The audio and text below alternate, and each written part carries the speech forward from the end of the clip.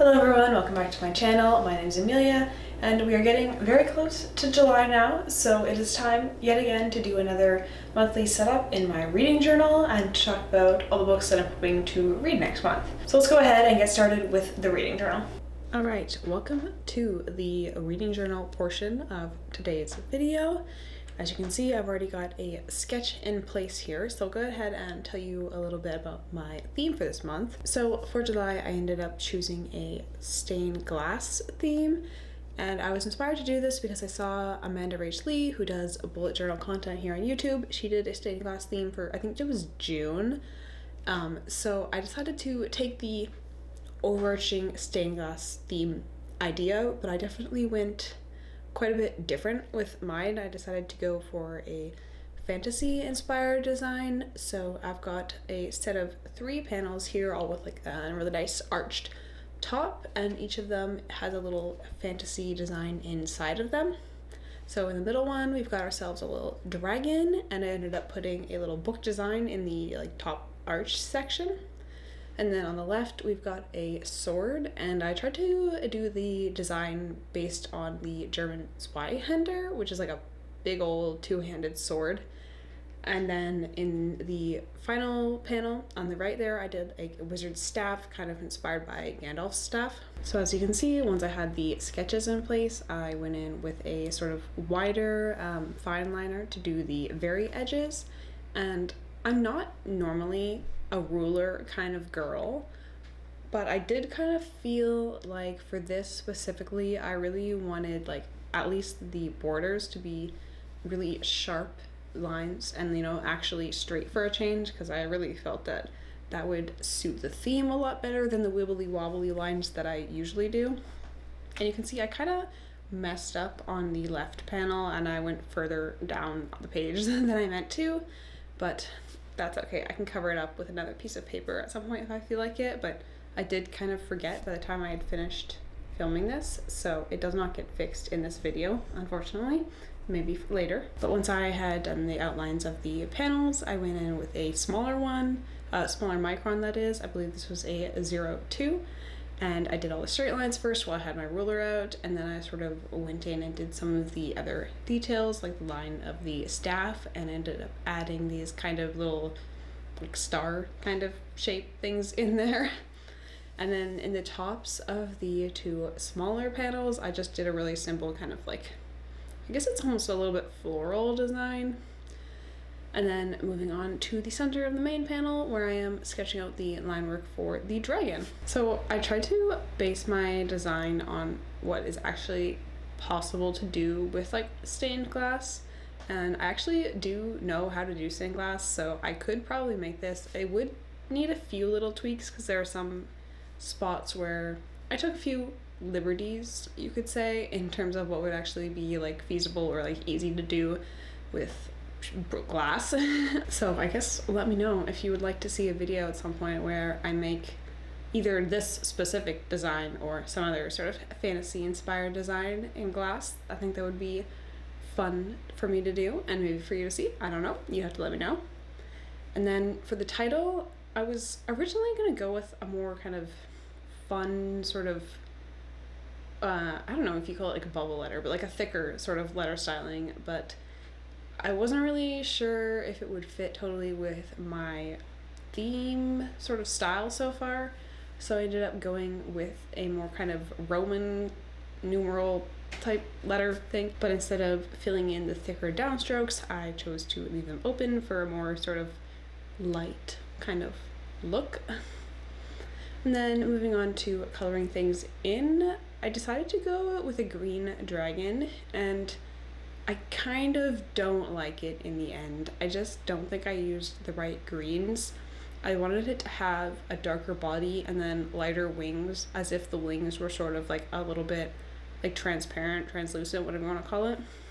But I don't know. I mean, I think the color was okay, but then I used like really pale green and blue for the borders, and I don't think that those colors matched with the darker color of the dragon. So I think if I were to do this again, or if you're potentially planning to use this design in your own reading journal, I would change that up. I wouldn't do it the same way.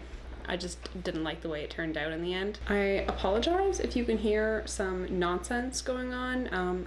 My cat Mimi has just broken into my closet, and now she's retrieved something and she's like playing with it and batting around the floor. So if you hear any disturbances, that's probably who it is. It usually is Mimi causing some disturbances.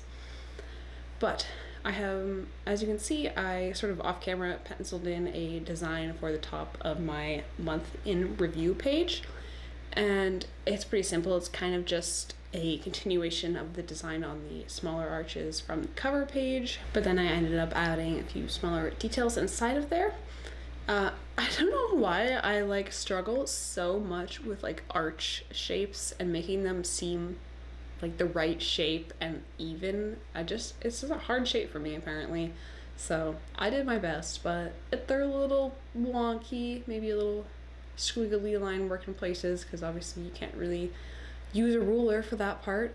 So I had crisp lines everywhere else, but unfortunately the arches are kind of not my strong point, so I let myself down a little bit there, but who really cares? It's not a big deal. And then I used the same font again to do a little month in review title. I kind of scuffed that W a little bit, but again, it doesn't really matter. And then as you can see, I'm adding in a few more little details to those arches just because I felt they were a little bit boring without a little something more going on. And I ended up doing an alternating pattern of light green and light blue, and I think it's fine. I think I don't know, the light green and light blue didn't work with the dark green for me, so I think it probably looks okay on its own this page, but maybe not next to the dark green dragon on the July page. But oh well, that is just going to be how it is. Oh, I just watched Mimi go back into my closet, so we'll see what shenanigans she gets up to while she's in there. Honestly, it was a surprise that there were not cats on my desk when I was trying to film this. Usually I would film at this little like chest that I have like in front of my window because I was using the natural light, but I brought in another light so that I could film at my desk instead of like kneeling by the window. And they love to jump on the chest when I'm working over there, but apparently the desk they were willing to leave me alone at, so that's a win, because as much as I love hanging out with the cats, they always choose the worst moments to be like, I demand to be patted right now. It's like, really? I'm kind of busy. And they are like, really? We don't care. So that's cats for you. They are the rulers of the world in their own estimation, and they don't care what humans are doing at any given moment. And they especially don't care if the thing the human is trying to do is sleep. Mimi loves nothing more than to yell at us at the top of her lungs in the morning because she wants her damn crunchies, okay? So as you can see, I'm working on my pages red page. I tried to go a little more simple than last time because I ended up using too much space up for decoration and running out of lines. Well, sorry, that wasn't last time. I think that was May. Was it May or June? I don't know. But that has been a problem where I run out of lines because I get crazy with the decoration. So I kept it to a simple header and tried to create sort of like a little border in the style of a stained glass border. And then I'm just setting up my graph section, and this is going to be the same as it always is. As you can see, I'm sort of leafing back and checking the spacing so that I can set it up the same as usual.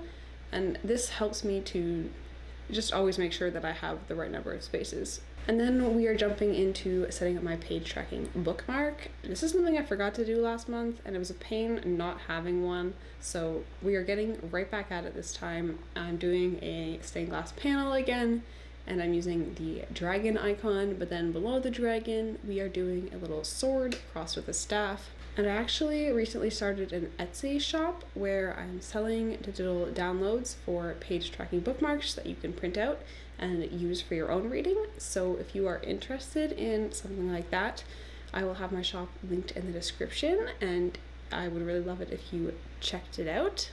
But as you can see, I'm using pretty much the same style for this bookmark as I did in the rest of the journal, just using the thinner pen this time. I didn't bother with a thick outline because I decided to make the panel go all the way to the edges of the bookmark. And then I'm just setting up the pages tracker on the back, and I decided to just use my stamps for the little pages title. I didn't think I really had enough space to do that same font that I was using in my reading journal. And then I decided to do a mini version of the same header that I used on the page tracking spread in my reading journal, with just like the little stained glass inspired border.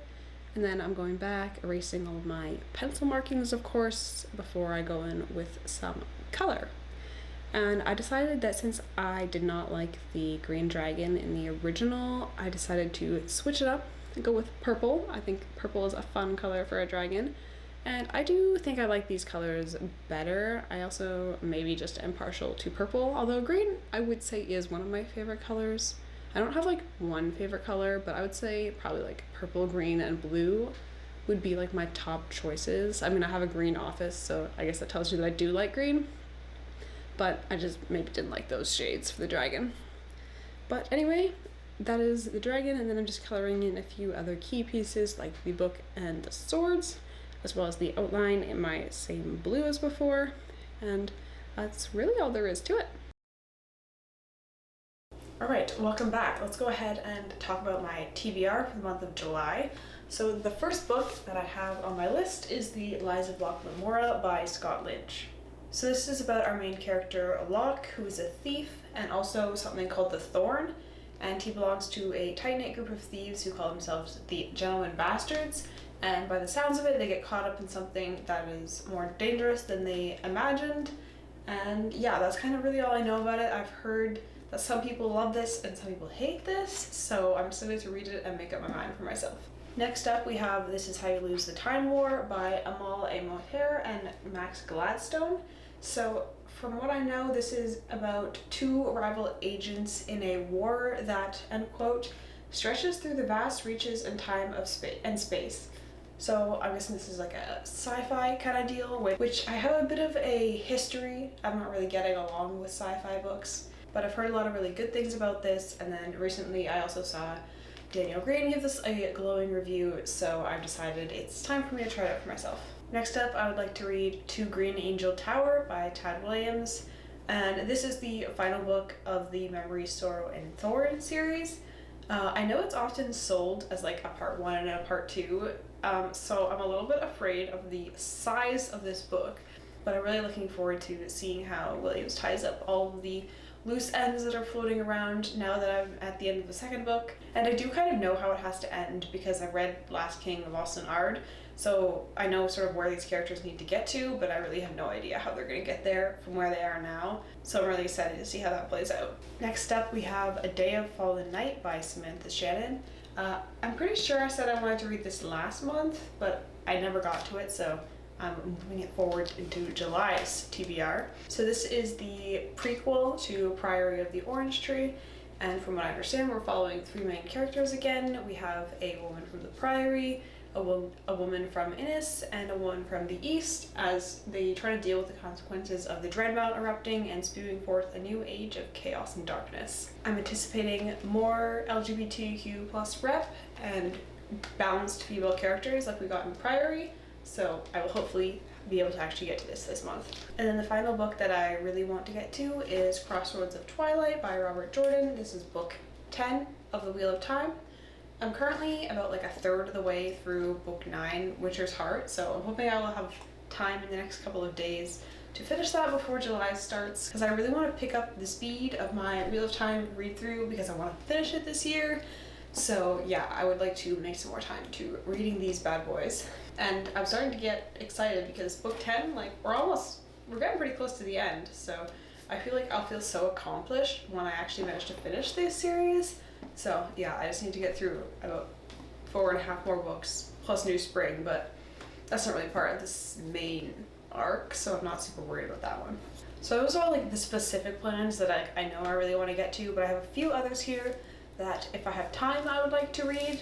I have Ordinary Monsters by J.M. Nero. I've been thinking about reading this one for a while. I just find the cover very intriguing, and I believe it's set in Victorian London, which I find a very interesting time period. I feel like that's a pretty popular opinion. And then I also have A Magic Steeped in Poison by Judy L. Lynn, and I know this one has something to do with tea, and the magic system is done through tea, so I think that's really interesting and I would love to check this out. I feel like it's pretty small sort of YA book, so I feel like it will be a good like palate cleanser thing to get through really quickly between some of the bigger adult books on my list. And then finally, last month I started my Lord of the Rings reread, so if I have time this month, I would love to get to Two Towers. But yeah, that is everything that I am planning to read this month. Obviously, my plans seem to rarely go according to plan, but hopefully I'll be able to get to some of my planned reads. Let me know in the comments what you're planning to read for the month of July. Thank you so much for watching, and I will see you next time.